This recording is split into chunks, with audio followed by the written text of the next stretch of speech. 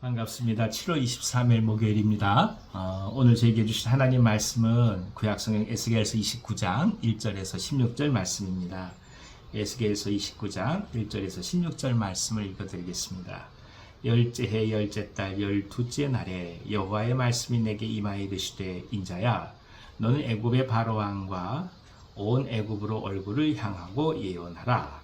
너는 말하여 이르기를 주 여호와께서 이같이 말씀하시되 애굽의 바로왕이여 내가 너를 대적하노라. 너는 자기의 강들 가운데에 누운 큰 악어라. 스스로 이르기를 나의 이 강은 내 것이라 내가 나를 위하여 만들었다 하는도다.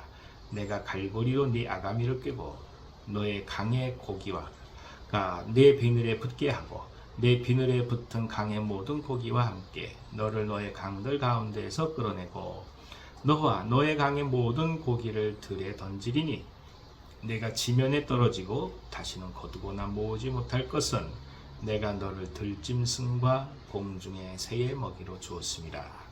애굽의 모든 주민이 내가 여호와인 줄 알리라. 애굽은 본래 이스라엘 족속에게 갈대지팡이라.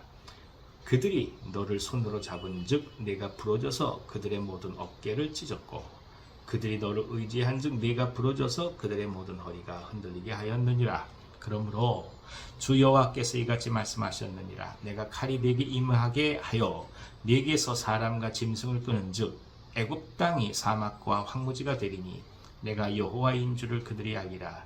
내가 스스로 이르기를 이 강은 내 것이라 내가 만들었다 하도다. 그러므로 내가 너와 네 강들을 쳐서 애굽 땅 믹돌에서부터 수엔에 곧 구스지경까지 황폐한 황무지 곧 사막이 되게 하리니 그 가운데로 사람의 발도 지나가지 아니하며 짐승의 발도 지나가지 아니하고 거주하는 사람이 없이 40년이 지날지라. 내가 애굽 땅을 황폐한 나라들 같이 황폐하게 하며 애굽 성읍도 사막이 된 나라들의 성읍같이 40년 동안 황폐하게 하고 애굽 사람들은 각국 가운데로 흩으며 여러 민족 가운데로 해치리라. 주 여호와께서 이같이 말씀하셨느니라. 40년 끝에 내가 만민 중에 흩은 애굽 사람을 다시 모아내되 애굽에 사로잡힌 자들을 돌이켜 바도로스 땅 곧 그 고국 땅으로 돌아가게 할 것이라. 그들이 거기에서 미약한 나라가 되되 나라 가운데 지극히 미약한 나라가 되어 다시는 나라들 위에 스스로 높이지 못하리니 내가 그들을 감하여 다시는 나라들을 다스리지 못하게 할 것입니다. 그들이 다시는 이스라엘 족속의 의지가 되지 못할 것이요 이스라엘 족속은 돌이켜 그들을 바라보지 아니하므로 그 죄악이 기억되지 아니하리니 내가 여호와인 줄을 그들이 알리라 하셨다 하라. 아멘. 아멘. 이 두로와 시돈에 대한 멸망의 선포 이후에 이제 오늘은 애굽에 대한 하나님의 말씀의 선포입니다. 애굽은 언제나 가장 강력한 국가로서 이스라엘에게 커다란 영향을 끼쳐 왔습니다. 특별히 나일강을 중심으로 하는 그 비옥한 토지를 비롯해서 그 소산물은 그 인근 지역에 있는 이 사막 지역에 있는 사람들에게 있어서는 말할 수 없는 부러움의 대상이었고 그리고 그들이 죽을 수밖에 없을 정도의 기근을 겪을 때마다 애굽은 그들에게 생명줄의 역할을 한 것이 사실입니다. 결국 이 애굽은 이 나일강을 중심으로 풍요로움으로 인해서 고대 세계에 막강한 영향을 갖췄던 그대 국가였던 것이죠. 그런데 오늘 말씀은 비록 그들이 그렇게 얘기한다 할지라도 강에 있는 악어에 불과하다는 것입니다. 그리고 그 모든 물고기들과 더불어서 다 이제 꿰어서 물 밖으로 던져지게 될 것이고 오히려 새 먹이 들짐승의 먹이처럼 그렇게 전락하게 될 것이라고 말씀을 하죠. 가장 강성한 국가가 멸망을 할 줄 누가 알겠습니까? 그러나 그것이 결국은 역사인 거죠.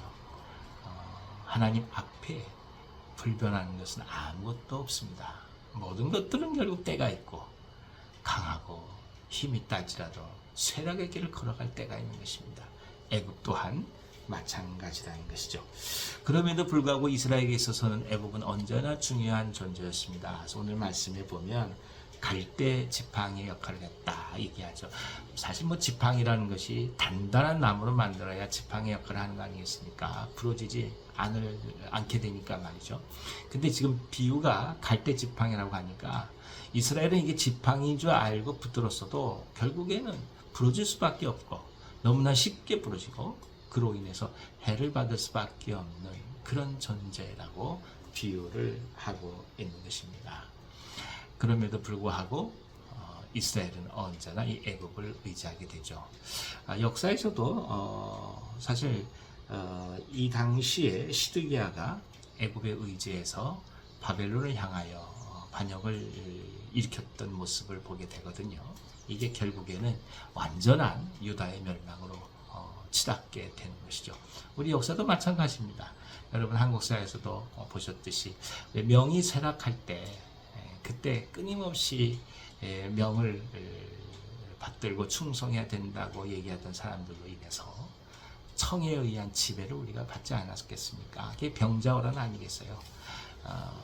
약해 갈 수밖에 없는 갈대 지팡이임에도 불구하고 그 갈대 지팡이를 의지할 수밖에 없었던 이스라엘의 모습을 알게 함으로써 과연 진짜 우리가 무엇을 의지해야 되는지를 오늘 성경은 저희들에게 말씀하고 있는 것입니다.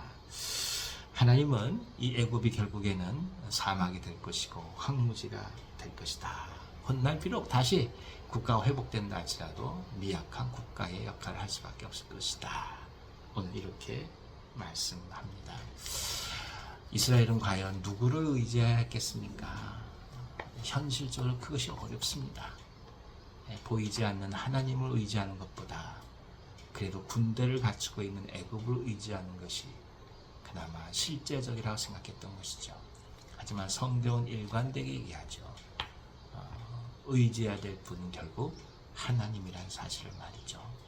오늘 하루도 우리가 살아갑니다. 사랑하는 여러분, 장벽에 부딪힐 때도 많고 걱정과 염려에 부딪힐 때도 많습니다. 이걸 어떻게 헤쳐나갈까? 어떻게 뚫고 나갈까? 아무리 생각해도 방법이 보이지 않을 때도 많습니다. 하지만 하나 분명히 기억할 것이 있어요. 우리가 붙들 것은 하나님입니다. 사람도 결국 하나님을 붙들어야 하나님께서 붙여주신 것이지 단지 우리가 애쓰고 수고한다고 해서 근본적인 것이 바뀌는 것이 아니라는 뜻입니다. 그래서 또 한 번 믿음을 갖고 우리 주 예수 그리스도를 신뢰하면서 하나님을 굳건히 붙들면서 오늘을 살아가는 은혜가 가득하기를 기원합니다. 하나님 우리를 지키시고 우리를 인도해 주십니다. 다른 무엇보다 이스라엘을 회복시키신 하나님을 기억하면서 오늘 언제나 하루를 살아가며 하나님과 동행하고 그리스도와 더불어 살아가는 삶이 우리에게 가득하기를 기원합니다. 기도하겠습니다. 하나님 아버지, 그 말할 수 없는 강대한 애굽 또한 이렇게 쉽게 무너질 수밖에 없음을 말씀해 주시니 우리가 정녕 붙들어야 될 것이 무엇인지를 또 한 번 깨닫습니다. 하나님, 하나님을 오롯이 붙들게 하여 주시고 하나님께서 이루실 일들을 기대해가며 오늘 중심을 들여서 나가시도록 인도해 주시옵소서. 하늘들을 지켜주시고 은혜 속에서 붙들어 주시고 새 힘을 다해 주시고 나음을 허락해 주시옵소서. 예수님의 이름으로 감사하며 기도하옵나이다. 아멘. 오늘 하루도 기쁨으로 승리하시기 바랍니다.